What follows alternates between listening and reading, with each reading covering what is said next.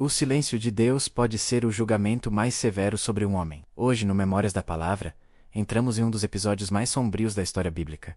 A noite em que o rei Saul buscou a pitonisa de Endor. O que acontece quando um homem, abandonado por sua própria desobediência, tenta forçar as portas do mundo invisível? A noite era profunda, não apenas no céu, mas na alma de um rei. Saul, o primeiro monarca de Israel, outrora ungido e vitorioso, agora se encontrava cercado. Do lado de fora de sua tenda, o poderoso exército filisteu se preparava para a batalha, um mar de ameaças sob a luz pálida da lua. Mas o verdadeiro inimigo de Saul não estava no campo de batalha.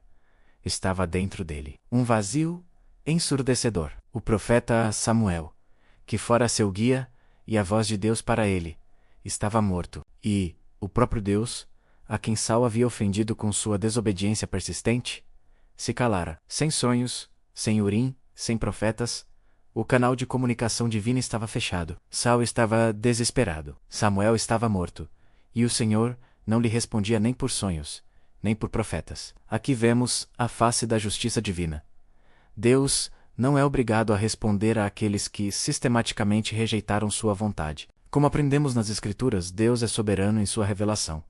Ele se revela a quem quer e quando quer. O silêncio de Deus não é apatia. É, muitas vezes, uma resposta ativa à rebeldia. Saul havia desprezado o comando divino em Gilgal, poupado o que deveria ser destruído entre os amalequitas e, pouco a pouco, endurecido seu coração. A ausência da voz de Deus era a consequência direta de suas próprias escolhas. O desespero o consumia, mas era um desespero semeado por suas próprias mãos. Ele sentia o peso do abandono, a terrível solidão de um líder que perdeu o favor do seu Rei Celestial. A soberania de Deus se manifestava justamente na sua decisão de não falar, um poderoso lembrete de que sua graça e direção não podem ser tratadas com leviandade ou exigidas por conveniência. Se você valoriza estudos bíblicos sérios e profundos como este, deixe seu gostei. Isso ajuda o Memórias da Palavra a continuar produzindo conteúdos de reverência para você. Cada interação nos permite alcançar mais pessoas que, assim como você, buscam compreender a profundidade e a relevância atemporal das Escrituras Sagradas. O seu apoio é fundamental para a continuidade deste ministério digital. Agradecemos por fazer parte desta comunidade. Em sua agônia, Saul recorre ao que ele mesmo havia proibido, num ato de suprema hipocrisia e desespero. O rei que havia banido os médiuns e necromantes de Israel disfarça-se sob o manto da noite e vai em busca de um. A Bíblia é clara em Deuteronômio 18.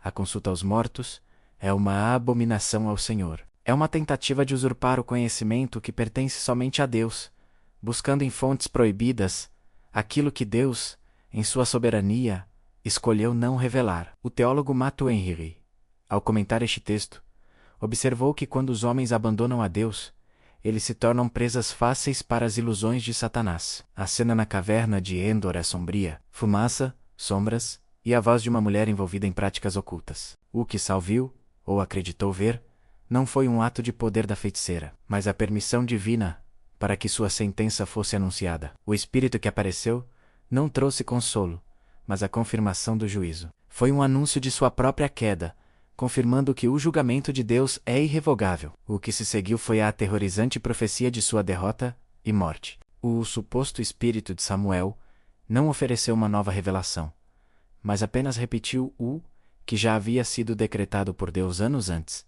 por meio do próprio profeta, em vida. O Senhor entregaria Israel nas mãos dos filisteus, e Saul e seus filhos estariam mortos no dia seguinte.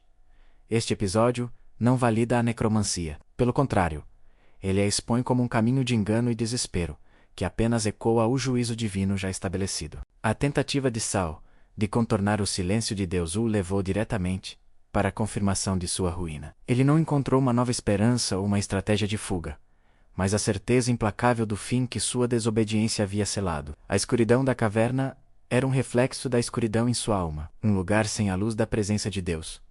Este episódio nos ensina que não há atalhos para a vontade de Deus. A providência divina guia a história, e Saul colheu o fruto amargo de sua rebeldia. Ele tentou forçar uma resposta, manipular o mundo espiritual, mas apenas encontrou o eco de suas próprias más decisões. Deus não compartilha sua glória com médiuns ou adivinhos. Sua vontade não está à venda nem pode ser coagida. A verdadeira fé não consiste em desvendar os mistérios do futuro por meios ilícitos, mas em caminhar em obediência hoje, confiando no caráter daquele que governa todas as coisas. A história de Saul é um poderoso lembrete de que a soberania de Deus se estende até mesmo sobre as tentativas humanas de subvertê-la. A segurança do crente não está em prever o amanhã, mas em confiar naquele que detém o amanhã em suas mãos. A paz não é encontrada no conhecimento do futuro, mas na comunhão com o Senhor do tempo. A noite de Saul terminou em terror e desespero, e o dia seguinte trouxe a concretização da profecia.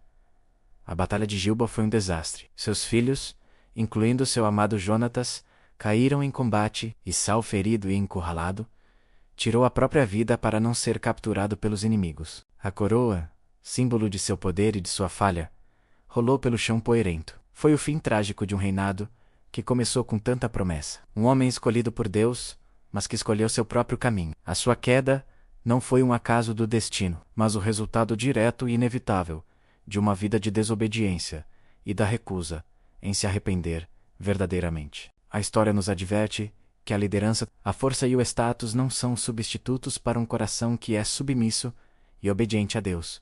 A coroa, caída, é o símbolo final de um poder que se esvaziou quando se desconectou de sua fonte. Que a história de Saul nos sirva. Dê alerta. Busquem ao Senhor enquanto se pode achar. Invoquem-no enquanto Ele está perto. Diferente de Saul, temos um mediador perfeito, Jesus Cristo, que nos abriu um novo e vivo caminho para a presença de Deus. Não precisamos recorrer às sombras, pois a luz do mundo nos convida a vir a Ele. Se este estudo foi importante para você, inscreva-se no Memórias da Palavra e compartilhe este vídeo com quem precisa de uma palavra de alerta e esperança. Ao fazer isso, você nos ajuda a espalhar a mensagem transformadora das Escrituras para um mundo que anseia por direção e verdade. Que a luz da palavra guie seus caminhos, hoje e sempre.